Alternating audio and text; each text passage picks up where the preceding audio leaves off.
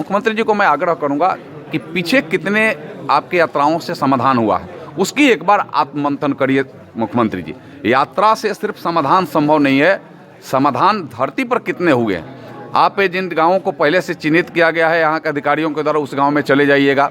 तो अधिकारी तो जब आपकी सूचना आई है कि आप आने वाले हैं सिवान, गोपालगंज, छपरा, जिस जिला में, तो उस गांव को चिन्हित कर करके उसमें काम कराए जा रहे हैं। नल जल ठीक किया जा रहा है, शौचालय ठीक किया जा रहा है, हरियाली के लिए अलग से कुओं को उसको साफ सफाई उसको रंग रोगन किया जा रहा है। आप में अगर वास्तव में समाधान चाहते हैं तो रैंडम उस गाँव को छोड़ करके दूसरे गाँव में जाइए, यह हो सकता है। और यह आवश्यक है, आपको आपके अंदर अगर यह समाधान के प्रति अगर जागरूकता है तो उन गाँवों में चले जाइए कि उन गाँवों का समाधान हुआ कि नहीं। तब हमें लगता है कि आगे जिस जिला में जाइएगा आज से ही, तो उस पूरे जिला के बारे में वहाँ के अधिकारी चिंतन करेंगे और सब गांव में जो काम निर्धारित हो काम को पूरा करने का काम करेंगे। क्योंकि मुख्यमंत्री किसी गांव में जा सकते हैं, आप तो चिन्हित गांव में जाइएगा तो वहाँ क्या समाधान करिएगा, वहाँ तो समाधान किया जा रहा है।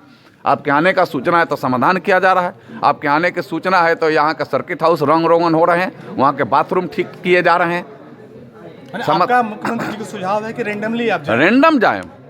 चूँकि मैंने मुख्यमंत्री जी के साथ थे, मैंने कई एक वर्षों तक कैबिनेट में 2-2 बार रह कर के मैंने काम किया है। मुख्यमंत्री जी के पहले के काम करने की जो हमें लगता है कि दृढ़ इच्छा शक्ति थी, कम हो गए हैं। अब पता ना क्यों कम हुए, इस पर मैं नहीं कहना चाहता हूँ, लेकिन वह दृढ़ इच्छा शक्ति की कमी आई है।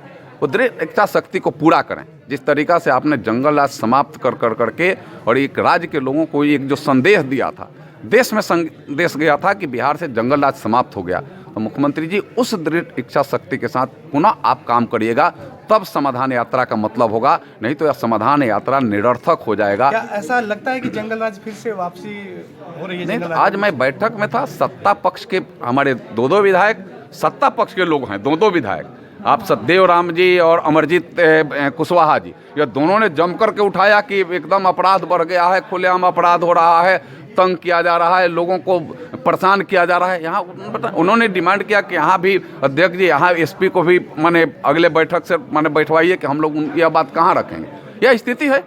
तो उस सत्ता पक्ष की बात मैं कर रहा हूँ, आज की बैठक की बात कर रहा हूँ।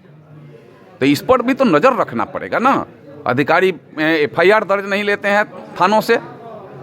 यहीं भगवानपुर में जहरीली शराब से जो हत्याएं हो गई, मर गए, उसको तबादला करने के लिए जहरीली शराब नहीं था तो यह था शराब था ना।